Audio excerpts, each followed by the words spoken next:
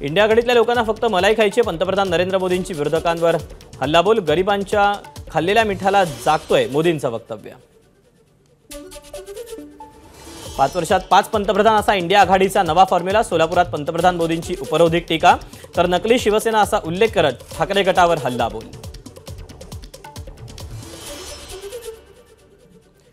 पुलवामा भाजपनं घडवला म्हणणाऱ्यांना लाज वाटली पाहिजे, चहावाल्या पंतप्रधानांसोबत गरीबाचा मुलगाच शोभतो, सोन्याचा चमचा घेऊन जन्मलेले नाहीत, देवेंद्र फडणवीसांचा प्रणिती शिंदेंवर हल्लाबोल।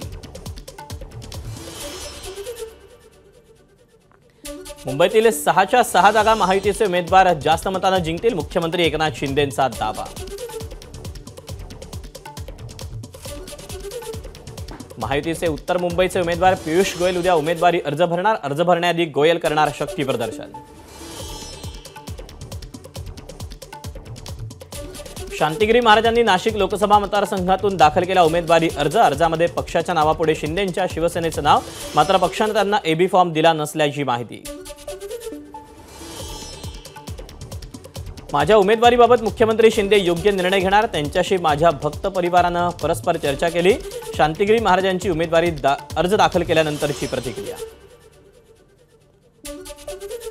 धुळे लोकसभा मतदारसंघातून महायुतीचे उमेदवार डॉक्टर सुभाष भामरे यांनी दाखल केला अर्ज, गिरीश महाजन, आमदार जयकुमार रावल आणि मंजुळा गावित यांची यावेळी उपस्थिती। ठाकरे गटाच्या अरविंद सावंत आणि अनिल देसाईंनी भरला उमेदवारी अर्ज, अर्ज भरण्याआधी दोन्ही उमेदवारांकडून रॅली काढून शक्ती प्रदर्शन, आदित्य ठाकरे, प्रियंका चतुर्वेदींसह अमिन पटेल, आमदार नितीन देशमुख आणि प्रीती मेनन यांची उपस्थिती।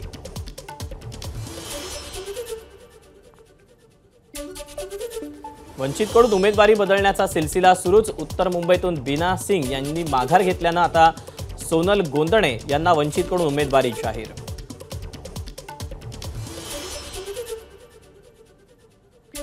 दक्षिण मध्य मुंबई मतदारसंघातून शिवसेनेच्या राहुल शेवाळेंनी भरला उमेदवारी अर्ज, शेवाळेंचा अर्ज भरताना मुख्यमंत्री एकनाथ शिंदेंचीही उपस्थिती। पुण्यात आढळराव आणि कोल्हेंची भेट, खेड विधानसभा मतदारसंघात अखंड हरिनाम सप्ताहाला दोघांची एकाच वेळी हजेरी, दोन्ही नेते एकमेकांच्या पाया पडले, सिलेंडर बघून मतदानाला जा, कोल्हेंनी मोदींच्या 2014च्या सभेची आठवण करून दिली।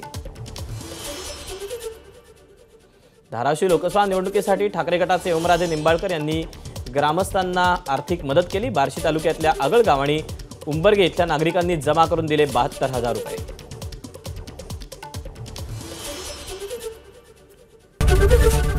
एबीपी माझा, उघडा डोळे बघा नीट।